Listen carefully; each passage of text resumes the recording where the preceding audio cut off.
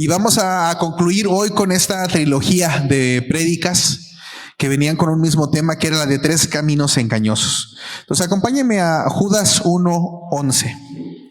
Judas 1:11.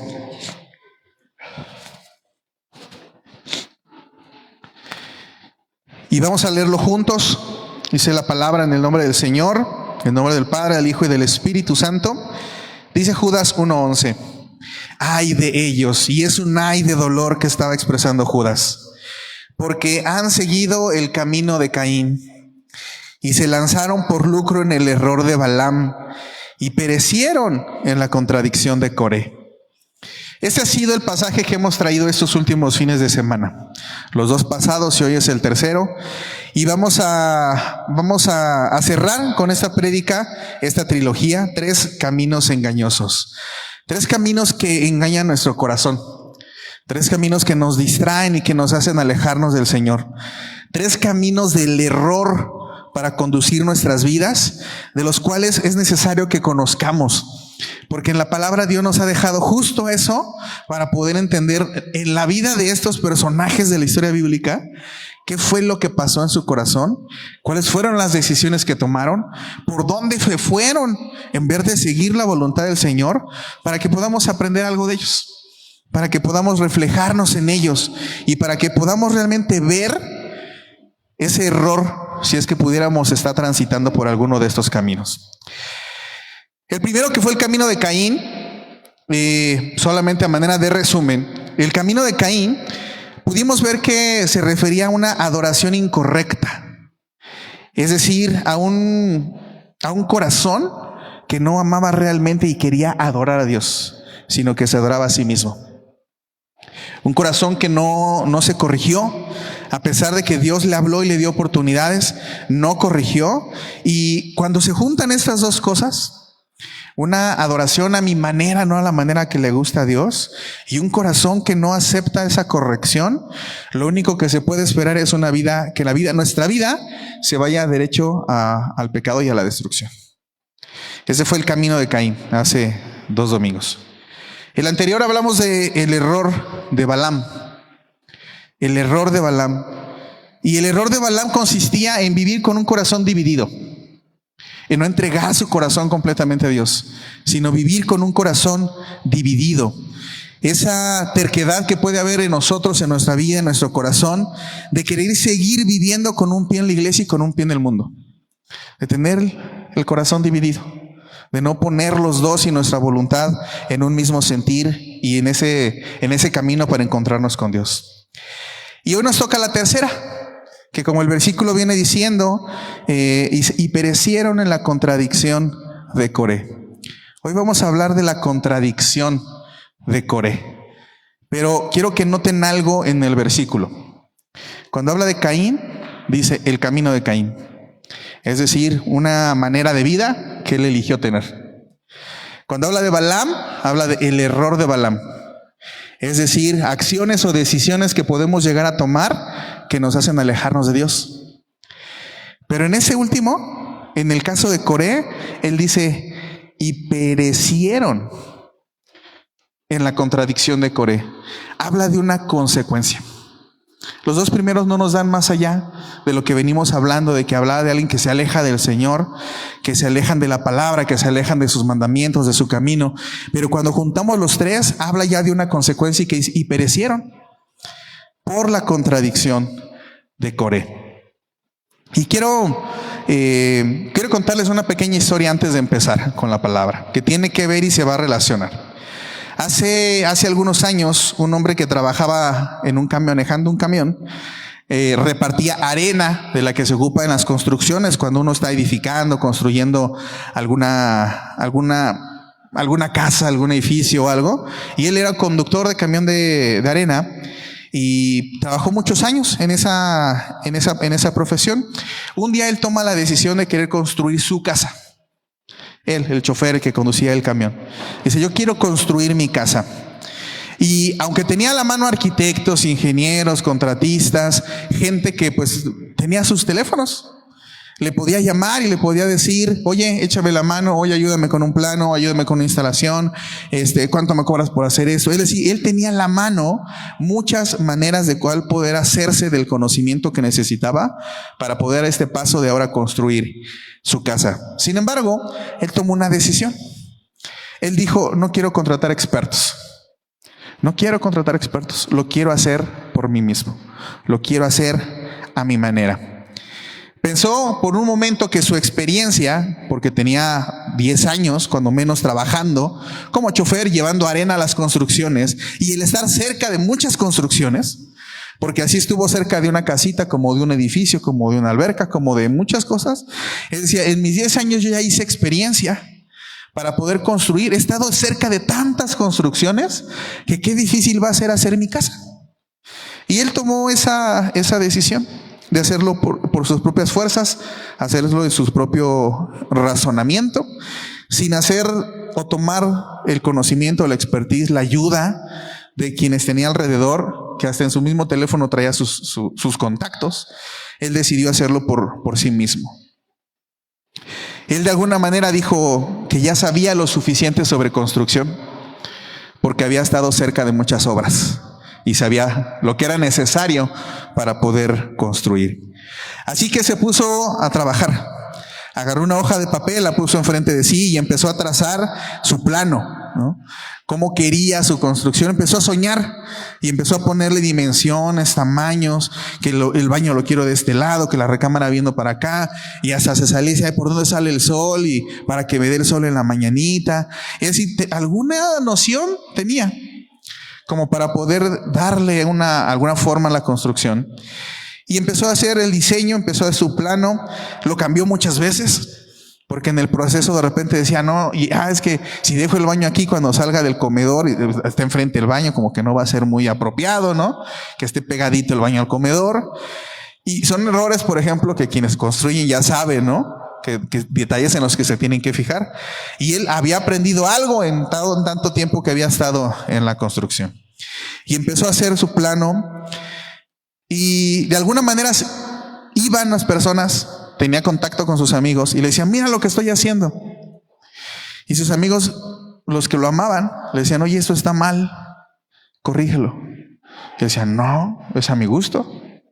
Oye, pero fíjate que si pones ventanas aquí no te va a funcionar porque el viento cruzado, y los términos que pudieron haber utilizado, le daban su opinión, le daban su consejo, y él decidía ignorarlo. Él decidía no hacerle caso porque él ya tenía bien fijo ese pensamiento y esa decisión de que la quería construir a su manera. Incluso hubo alguien que en alguna ocasión le dijo, ¿sabes qué? Esos cimientos, que quien haya construido en alguna ocasión sabe que es la columna vertebral. Si eso está mal, hay un riesgo de que todo lo que le metas se vaya al suelo. Decía, esos cimientos no van a ser suficientes. Están muy pequeños, están mal distribuidos, están mal acomodados. No te va a servir. Y aún así él seguía respondiendo, yo sé lo que estoy haciendo. Yo sé lo que estoy haciendo. Casi así de, no te metas en mi proyecto, no te metas en mi vida, yo sé lo que estoy haciendo. Y bueno, la casa a simple vista, que no es lo mismo que realmente, la casa a simple vista se veía bien, era bonita por fuera, tenía buen gusto, escogió bien el color de la pintura, pero la casa se veía bonita por fuera, aparentaba una firmeza que, a diferencia de lo que le habían dicho, ¿no? Que iba a estar débil por los cimientos que había utilizado, aparentaba esa firmeza, aparentaba solidez, y él lo llegaba a decir así, esta es una obra digna de Da Vinci. Él era Da Vinci. Esta es una obra digna de las manos de Da Vinci, la hizo él, ¿no? Para mí. Pero un día, sin aviso, y eso es lo que a veces más duele, un día sin aviso la estructura empezó a ceder.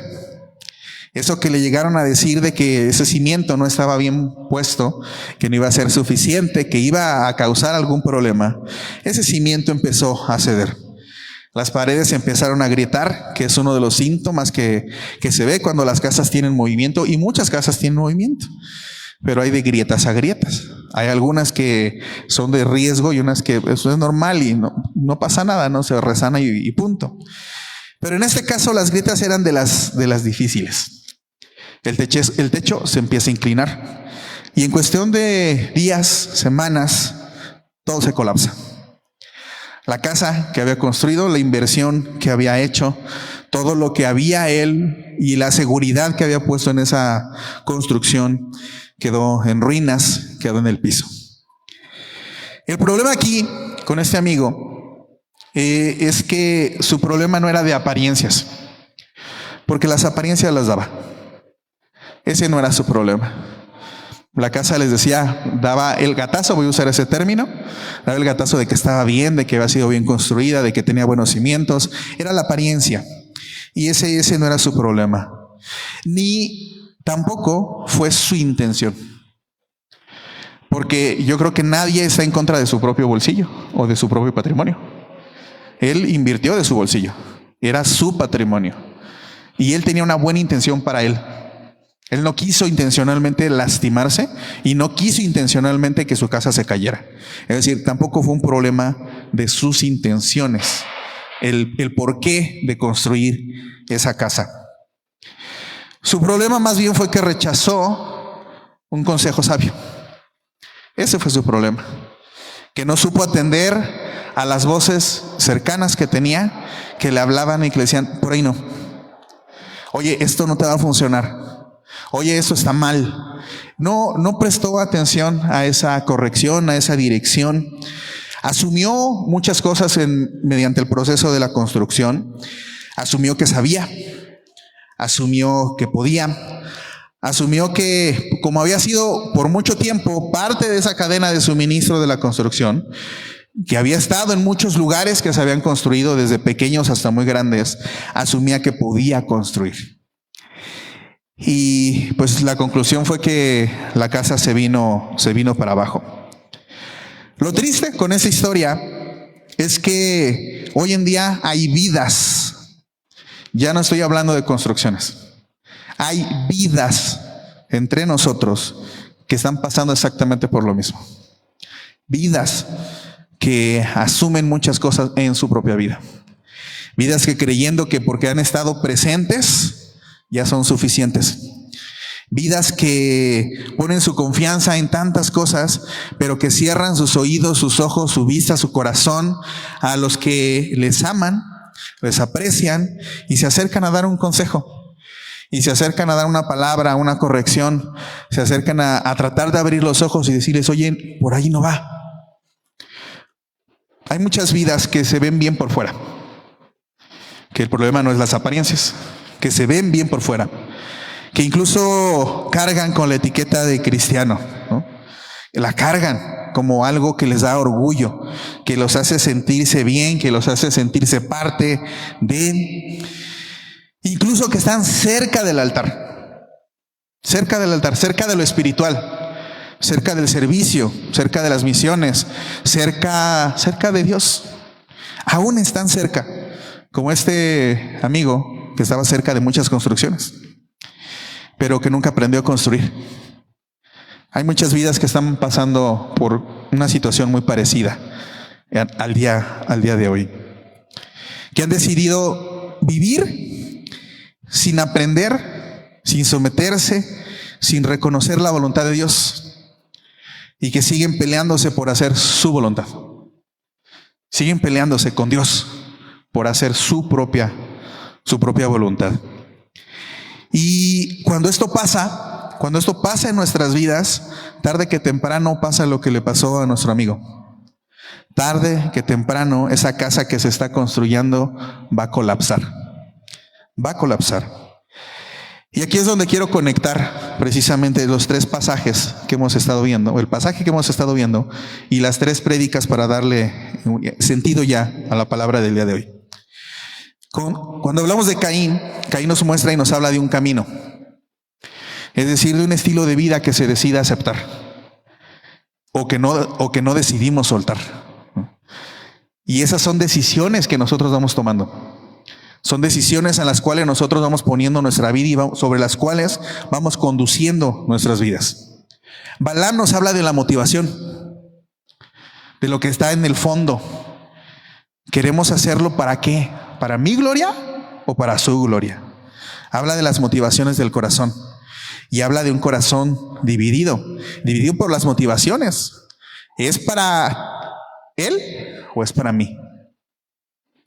Y Coré habla de la rebelión del corazón. Ahorita vamos a entrar a entender un poquito esa parte. Pero él habla de la rebelión a la cual puede llegar nuestro corazón si persistimos en lo primero. Si elegimos un mal camino. Y si además de elegir un mal camino no aceptamos la corrección. Y si además de no aceptar la corrección nos aferramos y terqueamos para poder seguir haciendo mi voluntad, queriendo que Dios cambie y se adapte a Él a mi voluntad, a mis planes, a lo que yo quiero lograr y a lo que yo quiero hacer.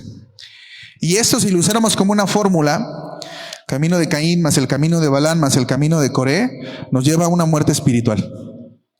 Nos lleva a la separación de Dios. Nos lleva a alejarnos del Creador, del que nos da el propósito, la misión, el dueño del oro y la plata, el Creador del cielo y de la tierra. Nos habla de alejarnos de Él, nos habla de la muerte espiritual. Y quiero centrarlo en una frase. Para Dios, sí importa cómo vives. Sí le importa tu camino. A Dios sí le importa. Sí le importa cómo vives. Con Caín hablamos de un camino. Sí le importa tu camino. Pero también le importa el por qué haces las cosas. Es decir, sí le importan las intenciones de tu corazón.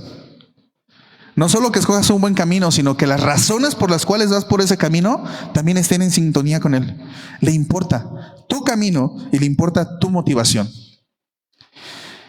Pero hay algo que le importa aún más. Y es bajo qué autoridad caminas. ¿Bajo qué autoridad vives? ¿Bajo qué autoridad te sometes? ¿A quién le das el señorío? ¿Quién es tu autoridad? Porque puede haber muchas casas en apariencia que aparentan tener un buen camino. Es decir, no están bien, no van por el camino de Caín, van bien. Puede haber muchas casas que aparenten tener los colores bonitos y que los cimientos están firmes, fuertes, pero sus motivaciones son incorrectas. Y si todo es solo apariencias, pero no llegamos a esa parte de la voluntad, someterla al señorío de Cristo, es decir, bajo qué autoridad caminamos, bajo qué autoridad hacemos las cosas, qué autoridad es la que motiva a que hagamos las cosas, todo se puede derrumbar. Y esa es la conclusión del pasaje. Por eso dice, y perecieron con la contradicción de Coré. Ahora, vamos a entrar ahora hacia la palabra. Quiero que lo analicemos en cinco bloques y una reflexión final, ¿vale? 5 bloques y una reflexión final. Primero, quiero que conozcamos a Coré. ¿Quién es Coré? Porque es un nombre como que casi nadie lo ubica en la Biblia, ¿no? Sin embargo, si nos ponemos a buscar, si alguien hizo su tarea y buscó a Coré, se encontraron con varios Corés en la Biblia. Hay varios Coré. Para ser específico, hay 4 personas a lo largo de la historia bíblica con ese nombre. Pero de los 4, solo uno se ganó el desprecio de Dios. Solo uno de estos 4. El primer Coré lo encontramos en Génesis 36:5, en donde habla una genealogía y dice Coré, hijo de Esaú e hijo de Aholibama. Habla ahí de un Coré, que no es el Coré de este versículo. El segundo lo encontramos en Génesis 36:16, que es parte también de otra genealogía, en donde habla de un Coré, hijo de Elifaz y nieto de Esaú y Ada. Es parte de la genealogía. El tercer Coré es hijo de Hebrón y descendiente de Caleb. Lo encontramos en Primera de Crónicas 2:43. Y el último, Coré, hijo de Izar, un levita, que si recuerdan esta parte de cómo se organizaba el pueblo de Dios, un pueblo que le adoraba y le servía y que había sido hecho y apartado solamente para darle gloria y honra a Dios. Él era levita. Pero un levita cuya rebelión en contra de Dios se vio o fue echada sobre Moisés y Aarón, provocó no solo su propia muerte, sino también de todos aquellos a los que estaban a su lado, a los que logró convencer de su propia rebelión para con Dios. Y este Coré lo vamos a encontrar en el libro de Números, Números capítulo 16, prácticamente del versículo 1 al 40. Esa es la historia de este Coré, del que Judas está hablando y diciendo: por la contradicción de Coré perecieron. Así que vamos a hacer rápidamente una radiografía de quién fue este Coré. Habla de que fue descendiente de la tribu de Leví, es decir, levita. Desde su nacimiento fue apartado para darle gloria y honra a Dios, para servir en el templo a Dios desde que nacía. Él servía. En su época, cuando estaba vivo, cuando sucede esto, él estaba sirviendo en el tabernáculo. Él formaba parte de la liturgia religiosa que se había de los hebreos en ese momento. Él estaba sirviendo, estaba cerca del altar. Estaba cerca de Dios. Permanecía cerca de Dios. Estaba cercano también a lo puro, a lo santo, porque era, además, dice que era nieto de Coat. Y Coat fue incluso llamado todo un pueblo, los coatitas, por él, por su abuelo. Su abuelo fue el que dio origen a todo este pueblo de los coatitas. Y era uno de los responsables, para que vean el nivel de importancia que tenía dentro del templo, de transportar todos los objetos del tabernáculo, los objetos sagrados, incluso el arca del pacto, que si se acuerdan, estaba prohibido tocarla. Solamente los coatitas eran los que tenían acceso a tocar el arca del pacto para poder moverla de un lugar a otro. Él era parte de esa familia, era parte de ese linaje, estaba cerca del templo, estaba cerca del altar, estaba cerca de la presencia de Dios, estaba cerca físicamente, pero su corazón estaba lejos de Dios. Su corazón se había alejado de Dios. Él no le podríamos poner una etiqueta de rebelde, porque si se dan cuenta, estaba haciendo lo correcto. Su camino estaba siendo correcto. Sus motivaciones aparentaban ser las correctas. Él no podría ser identificado fácilmente como alguien rebelde, porque estaba allí, porque estaba cerca, porque estaba sirviendo, porque Dios le permitía estar cerca de su presencia. Sin embargo, era un rebelde escondido, pero cercano del sistema religioso de ellos, cercano de Dios, cercano de la liturgia. Y aquí es donde entra una primera enseñanza o advertencia que tenemos que guardar en nuestro corazón. El mayor peligro para nuestra fe, no necesariamente o no siempre viene de afuera de la iglesia. No siempre el peligro de nuestra fe viene de afuera de la iglesia. A veces está dentro. A veces está dentro y no necesariamente de una iglesia, sino dentro de nuestro corazón. El mayor peligro de nuestra fe muchas veces crece y se incuba dentro de nuestro corazón. Cuando nuestro corazón no aprende a buscar a Dios, a seguir a Dios, a permanecer en Dios y a descansar en Dios, esas 4 cosas, y les vuelvo a repetir, cuando nuestro corazón no aprende a buscar a Dios, cuando nuestro corazón no aprende a seguir a Dios, cuando nuestro corazón no aprende a permanecer en Dios, cuando nuestro corazón no aprende a descansar en la voluntad de Dios, empieza a morir y empieza a alejarse de nuestro Creador. Porque tarde que temprano el Espíritu se va a pelear con nuestra carne. Y si nuestro corazón no aprende a volver a la presencia de Dios, a confiar en la soberanía de Dios, a confiar en la voluntad de Dios, he ahí el peligro más grande que puede enfrentar nuestra fe: el no permanecer y no volver a los pies de Dios. Y son 5 bloques y son pequeños, pero vamos a ir viendo uno por uno. El segundo, ¿cuál es la raíz de la rebelión de Coré? ¿Qué la propició? ¿Qué raíz hay de fondo? Y la vamos a encontrar en Números 16:3. En Números 16, versículo 3, en donde dice: y se juntaron contra Moisés y Aarón, y les dijeron: basta ya de vosotros, basta ya de ustedes. Porque toda la congregación, todos ellos son santos, y en medio de ellos está Jehová. ¿Por qué pues os levantáis vosotros sobre la congregación de Jehová? Ese fue el reclamo de Coré para Moisés.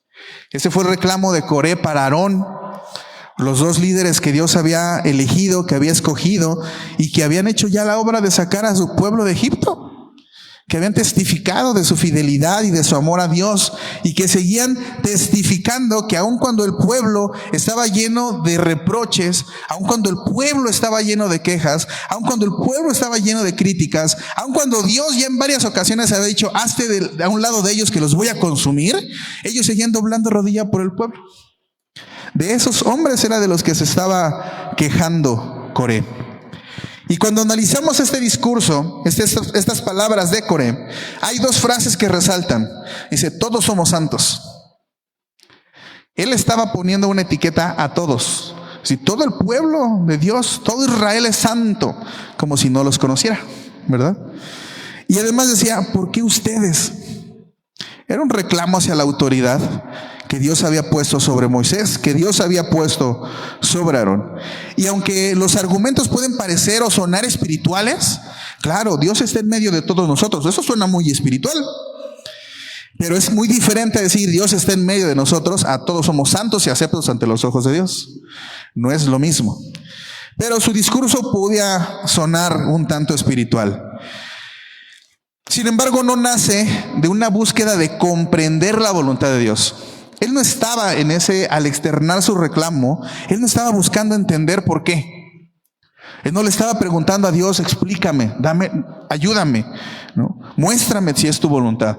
Él estaba tratando de pelear con la voluntad de Dios y peleando por una posición personal que él añoraba en rebeldía, peleando por algo que Dios no le había concedido, peleando por algo que Dios no le había dado, peleando por algo a lo que Dios no le había abierto las puertas. Pero sin embargo, recuerden en dónde estaba. Era de los pocos privilegiados que podía tocar el arca del pacto. Ni Aarón ni Moisés lo podían hacer. Solo su pueblo, solo su linaje. Él tenía una misión, tenía un propósito, tenía un llamado, pero añoraba algo diferente de lo que Dios ya le había dado.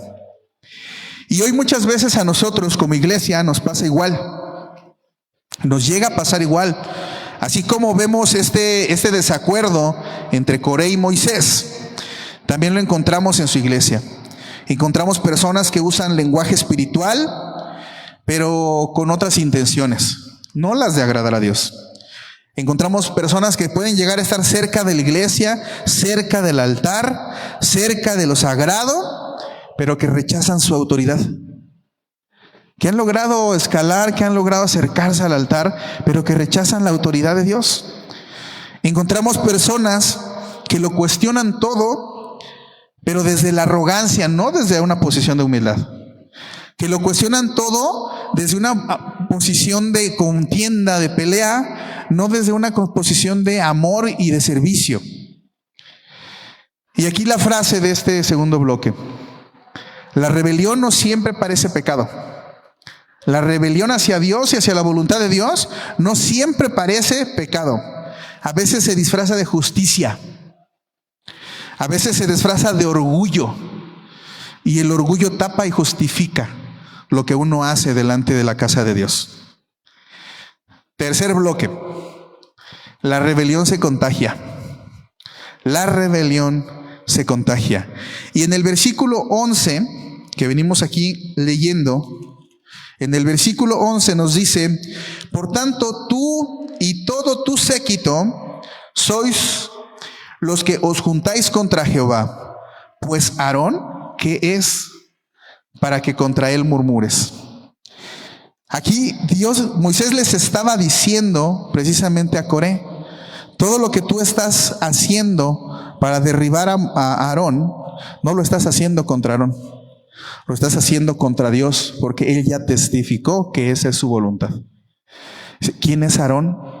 Dice, él es un siervo más, como lo somos cualquiera de nosotros.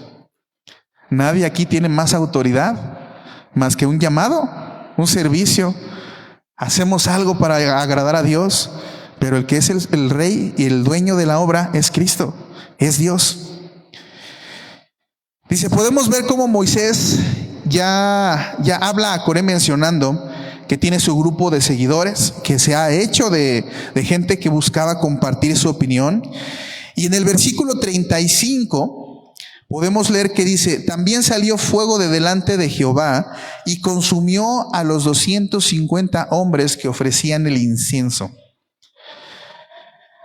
Aquí nos está dando un poquito más de claridad. Ese séquito que hablamos en el versículo 11 se traduce en más de 250 personas de su congregación, de su familia, de su pueblo, que estaban siguiendo a Coré.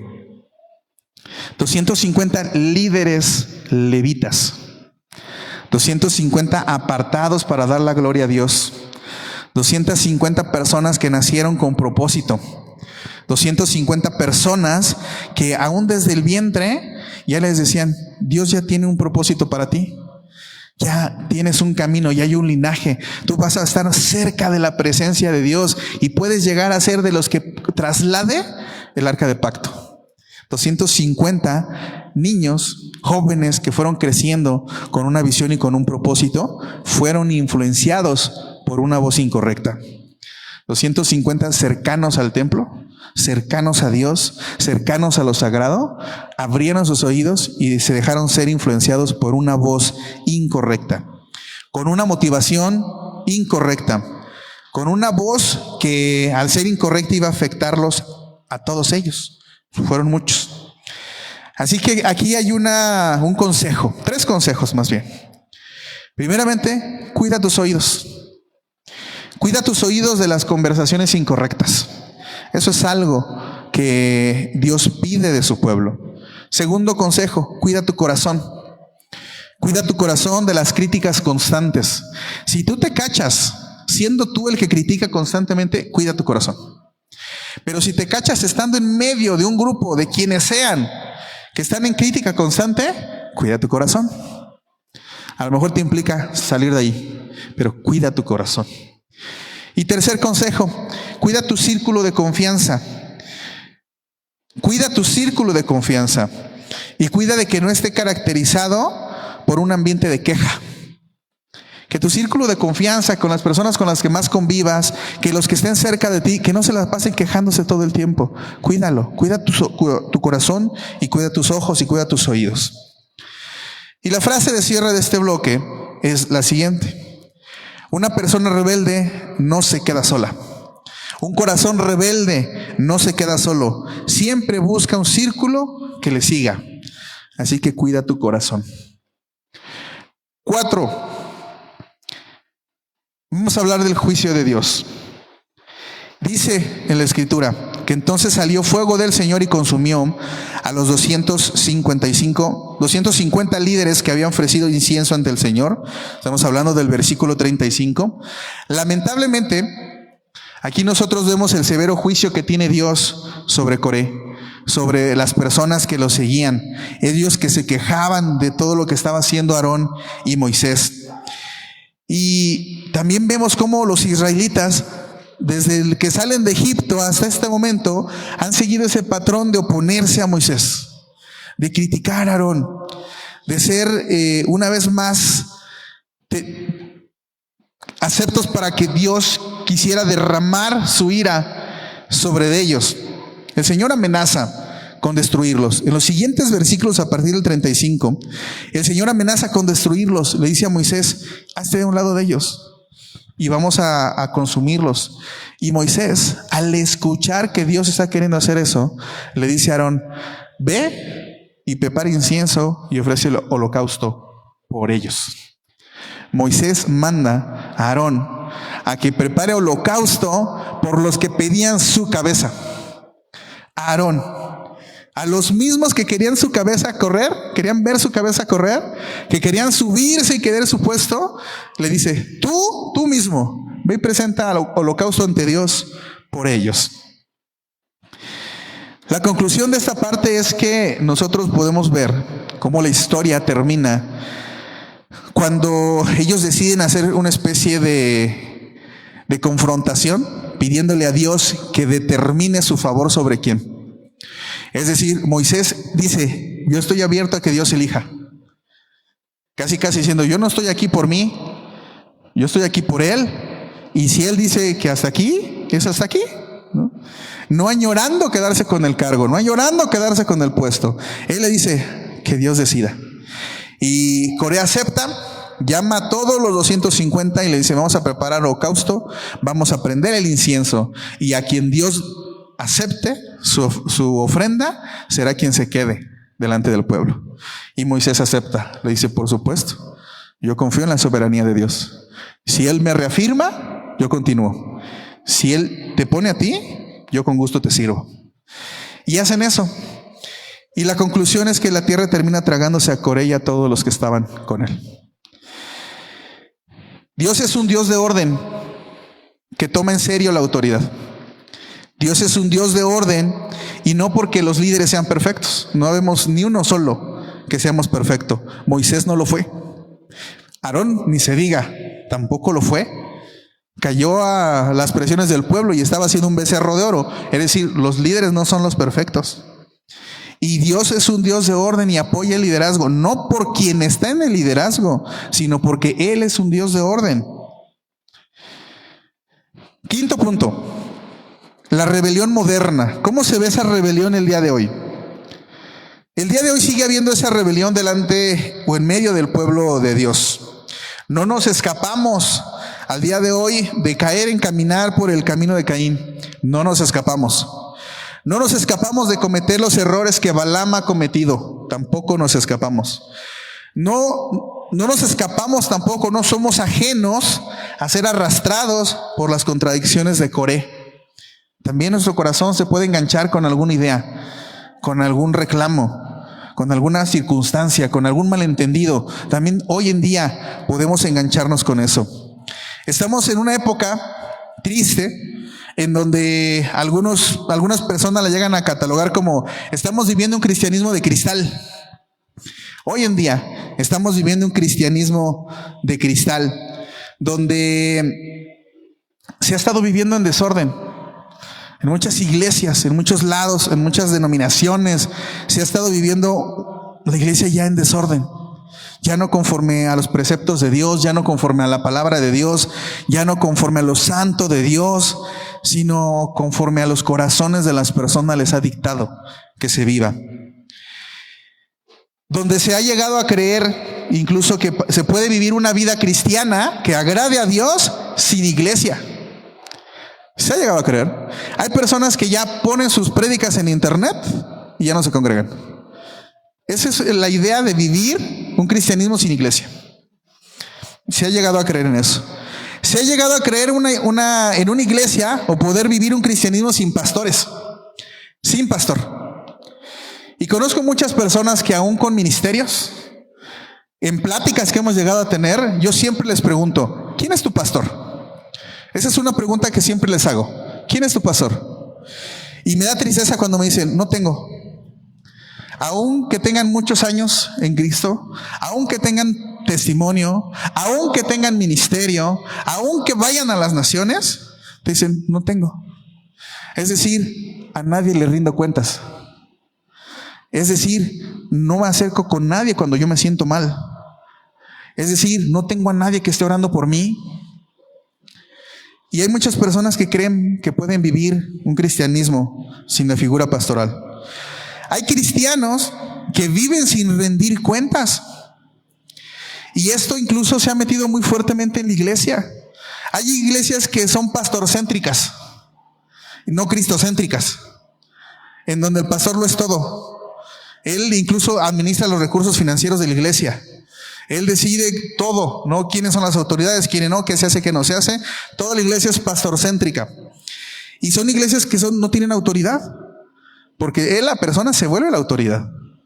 Y ese pastor no tiene autoridad. Gracias a Dios nosotros aún no, y no es de nosotros, desde que el pastor Fabián estaba aquí y estableció ciertos parámetros de la iglesia en donde hay un grupo de oficiales a los cuales se encargan de velar por la integridad de la iglesia, velar que lo que se dice por este micrófono esté siendo bíblico, velar por las actividades y las finanzas de la iglesia. Hay tesoreros, ¿no?, que se encargan de todo eso. El dinero no llega a nosotros. Siempre hay una administración. Es decir, tiene que existir una cultura de rendición de cuentas. Aún desde la figura pastoral. Aún desde los que sirven. Aún de la congregación. Y muchos creen que ese cristianismo de cristal se puede vivir sin rendirle cuentas a alguien. Hay cristianos que quieren ser cristianos pero sin procesos. Quieren llegar a la presencia de Dios pero sin ser procesados. Quieren santificarse o quieren llegar pero sin santidad. Quieren solamente ser nominales, ¿no?, de nombre, y por tener el apellido, entonces ya tengo acceso a mi boleto. Y hay 3 situaciones que caracterizan a estas 3 personas. Una que tiene que ver con Caín, una que tiene que ver con Balaam y una que tiene que ver con Coré. La primera, digamos que el espíritu de Caín, es que nace una idea en el pueblo cristiano en donde dicen: nadie me dice qué hacer.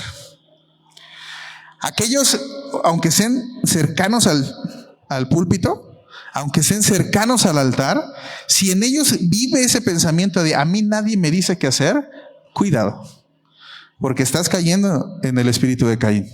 Estás cayendo en el caminar de Caín. Otro que es de decisión, que deciden solamente una obediencia parcial. Obedezco de aquí para acá, pero de aquí para acá no. Y eso, dicen, se puede vivir así, obedeciendo solamente de aquí para acá, pero de aquí para acá no. Y ese es el espíritu de Balaam, obrando en la vida de la iglesia.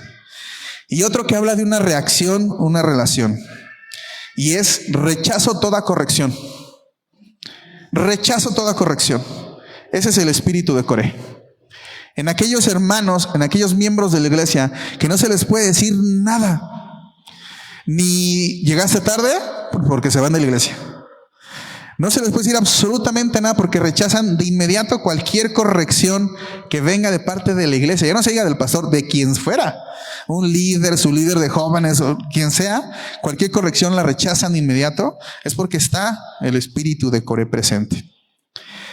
Y bueno, para resumir este quinto punto, la rebelión de hoy no grita. No es esa rebelión que se hacían mítines y marchas y cerraban y ponían huelga en la puerta. Esa rebelión ya no es la rebelión de hoy. La rebelión de hoy se desconecta, se aleja de la iglesia. Se van en rebelión alejados de la iglesia.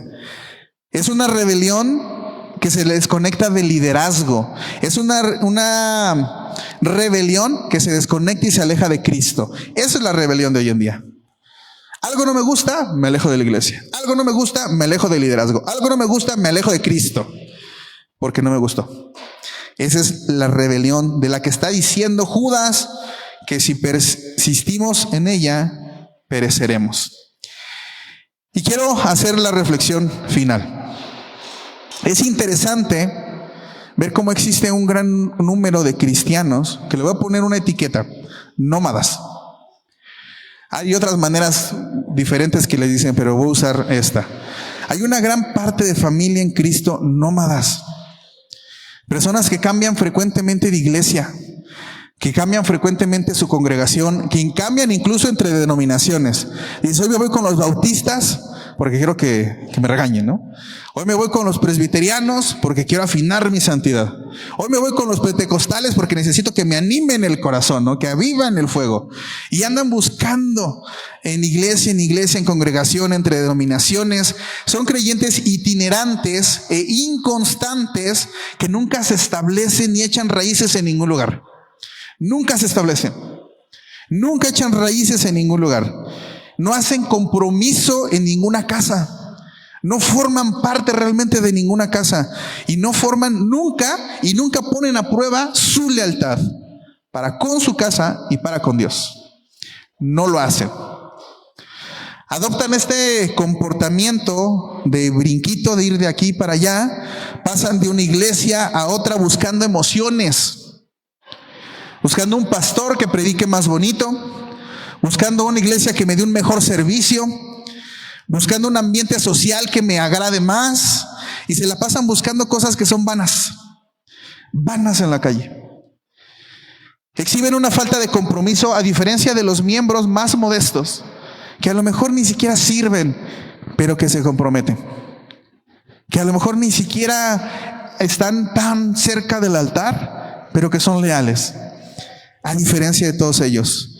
Suelen evitar responsabilidades, suelen evitar servir, suelen incluso evitar iglesias formales, aquellas en las que tratamos de llevar a la congregación a toma un discipulado. Ahora vamos a aprender en esto, ahora vamos a crecer en lo otro, ahora los invitamos a servir, ahora salgamos juntos a hacer esto. Esas iglesias formales que buscan actividades para la iglesia y para que la iglesia salga del mundo, tienden a huir de esas iglesias. Porque en esas iglesias tarde que temprano van a buscar participar y que se comprometan. Y hay varias razones de por qué se da este comportamiento entre el pueblo de Dios. Y voy a mencionar 5 en específico. La primera es por una incansable búsqueda de novedad y entretenimiento. Una incansable búsqueda de novedad y entretenimiento. Muchas personas buscan iglesias que ofrezcan música más emocionante, que me haga vibrar en la alabanza. Prédicas más entretenidas o con eventos sociales más constantes. Eso buscan entretenimiento, buscan novedad. No están buscando a Dios. No están buscando su palabra. No están buscando sanidad en su corazón. Están buscando entretenimiento. Incluso hay personas que buscan una iglesia porque les quede cerca de su casa. Pero la iglesia en la que te vas a congregar, en la que eliges estar, a la familia a la que eliges pertenecer, no se elige porque te quede cerca de casa, sino porque está cerca de la palabra de Dios. Así es donde ese es el parámetro que se tiene que poner para elegir dónde quieres hacer ese compromiso. O terminarás yéndote cuando las emociones disminuyan, cuando ese primer amor baje, vas a terminar saliendo. Segundo, por inconformidad con la disciplina o por inconformidad con la estructura.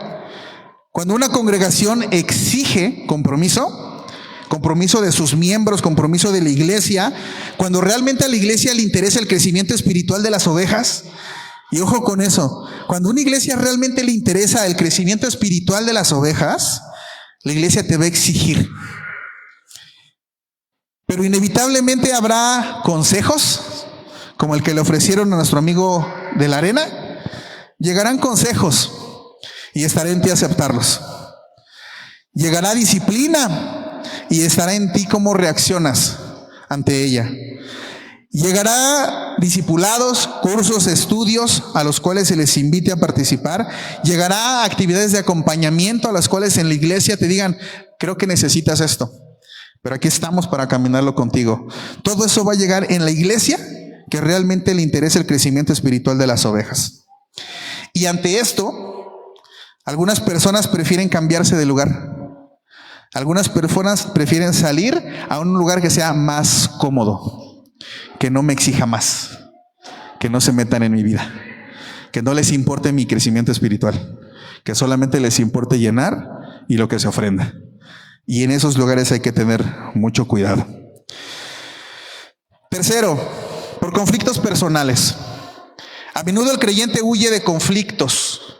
Se van porque huyen de los conflictos, pero no se quedan para resolverlos. Y eso es triste, porque conflictos puede haber muchas veces, muchos lugares. Hasta porque la mosca pase puede haber conflictos. Hasta porque hoy no dormí, vengo desvelado porque estuve el fin de semana con los jóvenes y no los vi, no los saludé. Eso se convierte en un conflicto. Y en vez de resolverlo, en vez de estrecharlo y acercarlo, terminamos huyendo. Cuarto, por un consumismo espiritual. Ven a la fe como un producto. Ven a la fe como un producto donde lo único que buscan es el que me dé el mejor servicio. La iglesia que me dé el mejor servicio. Y es lo que buscamos.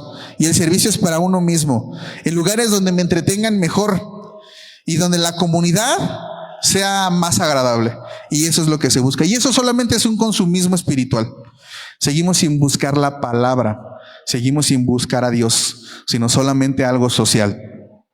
Y el último, porque buscamos coberturas mágicas. Y eso es algo que tristemente afecta también mucho a la iglesia. Hay personas que brincan y brincan de iglesia en iglesia, de congregación en congregación, de denominación en denominación, porque van buscando algo que no han logrado encontrar en Cristo. Porque van buscando algo que no les ha suplido Cristo. Porque siguen buscando a alguien que les mejore o les profetice mejor. O que les mejore su vida y sus problemas más rápido. Donde haya unción, pero donde no haya sido Cristo el que se los haya suplido. Y eso tristemente también se da dentro de la iglesia.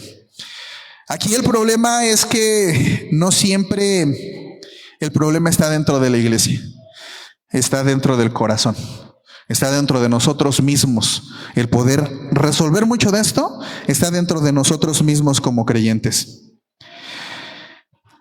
Es triste ver también, por ejemplo, esos cristianos que no rinden cuentas. Y no rendir cuentas no es libertad. Quiero dejar eso muy claro. No rendir cuentas no es ganar libertad, es aislarse espiritualmente. No rendir cuentas, muchos dicen, es que soy libre y yo solo le rindo cuentas a Cristo. Pero no te das cuenta que no estás ganando libertad. Estás ganando y estás aislándote espiritualmente del cuerpo de Dios, que también está para ti. Personas que dicen, yo tengo a Dios, no necesito de su iglesia. Que dicen, es que la relación de Dios es personal. Y aunque en eso tienen razón, porque la relación con Dios es personal, no significa que sea independiente. Personal e independiente son diferentes. La relación es personal, pero es en comunidad como se vive. Dios diseñó un cuerpo y así le llama a su iglesia en la Escritura. El cuerpo es la iglesia y la cabeza de la iglesia es Cristo. Así le dice el Señor en la Escritura. Dios nos manda a congregarnos, a vivir en comunidad, a que hierro con hierro se aguce. Y Dios nos manda a aprender a vivir bajo su cobertura. Su cobertura. No la de una denominación, no la de un pastor, no la de un ministerio, su cobertura, pero en comunidad como iglesia. No puedes tener a Cristo como cabeza y rechazar a su cuerpo. Eso no se puede hacer. Sería una contradicción como las de Coré. Y quisiera hacer una última aclaración. Sé que hay abusos en la iglesia. Y eso es una realidad. Hay muchas iglesias en las que hay un abuso espiritual que se da muy grandemente. Hay muchas iglesias en las que abusan de la ofrenda y del diezmo y todo el tiempo se la pasan solo hablando de eso. Pacta con Dios y Él te lo va a multiplicar. Hay muchas iglesias que se la pasan haciendo eso y eso es un abuso espiritual. Sé que eso es verdad y sé que eso es real. Sin embargo, esos errores, esos líderes que decidieron caminar por el camino de Caín, esos líderes que decidieron caminar por el camino en el error de Balaam, esos líderes que decidieron colgarse de la contradicción de Coré, no hacen que la iglesia de Cristo pierda. La iglesia de Cristo tiene que seguir. La iglesia de Cristo tiene que seguir creciendo. La iglesia de Cristo tiene que seguir madurando. La iglesia de Cristo tiene que seguir evolucionando. La iglesia de Cristo tiene que seguir predicando. La iglesia de Cristo tiene que seguirse fortaleciendo esos lazos como hermanos, como familia. Así que quiero hacer un llamado final. Coré estaba cerca de Dios, estaba cerca del templo, estaba dentro del tabernáculo. Coré estaba involucrado en la liturgia, llevaba a su familia en la que transportaba. Pero, y Coré estaba activo, estaba brindando su servicio en el momento, dentro de la iglesia, lo estaba haciendo. Pero Coré no estaba rendido. Su corazón no estaba rendido a Dios. Solamente estaba presente, pero su corazón no estaba rendido a Dios. Y ese es el peligro hoy. Ese es el peligro más grande del día de hoy, con la contradicción de Coré. Que sintamos confianza porque estamos cerca, que sintamos confianza porque estamos involucrados, que sintamos confianza porque estamos activos de la iglesia, pero que nuestro corazón no esté rendido a Dios. Ese es el peligro el día de hoy. Así que quiero que te preguntes 4 cosas el día de hoy y haz la manera de reflexión. ¿Cómo está siendo tu corazón? ¿Está siendo enseñable o no? Cuestiónatelo. ¿Cómo está siendo tu corazón realmente hoy? ¿Está siendo enseñable? ¿Cómo reaccionas ante una corrección? ¿Cómo reaccionas ante un consejo? ¿Cómo reaccionas ante un llamado de atención? ¿Lo aceptas o te justificas? ¿Cómo estás haciendo? ¿Cómo lo estás viviendo? Tercera, cuestiónate. ¿Estoy plantado, firme en donde estoy hoy? ¿O solo estoy asistiendo? ¿Estoy firme? ¿Estoy echando raíces? ¿O solo estoy asistiendo? Y la última, ¿he aprendido a buscar la voluntad de Dios? ¿He aprendido a seguir la voluntad de Dios? ¿He aprendido a permanecer en la voluntad de Dios? ¿He aprendido a descansar en la voluntad de Dios? ¿O sigo peleando? Sigo luchando por eso con Dios. Porque ahí es donde nace la rebelión. Cuando la voluntad de Dios y la tuya no son la misma. Pero tenemos que aprender a buscarlo a Él. Tenemos que aprender a seguirlo a Él. Tenemos que aprender a permanecer en Él. Tenemos que aprender a descansar en Él. Y es ahí donde se encuentra esa paz que sobrepasa todo entendimiento. Es ahí donde se encuentra realmente la presencia de Dios en nuestras vidas. Pongámonos de pie. El peligro que tenemos como iglesia, hermanos, el día de hoy, no está solo en equivocar nuestro camino. No está solo en caminar como Caín lo hizo. No está solo en equivocarnos, en errar, en tener equivocaciones, como lo hizo Balaam. Sino el verdadero peligro está en permanecer en el error, como lo hizo Coré. Porque cuando permanecemos en el error, es cuando nos empezamos a alejar de Dios. Cuando permanecemos en el error. Cierren sus ojos y vamos a hacer esta última oración.